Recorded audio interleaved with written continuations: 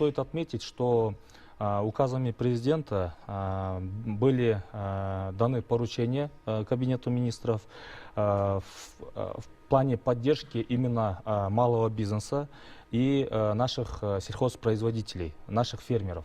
Потому что если количество всех зарегистрированных налогоплательщиков, именно вот, субъектов предпринимательства свыше 500 тысяч, львиную долю этих субъектов составляют субъекты, которые работают на патенте, и наши фермеры.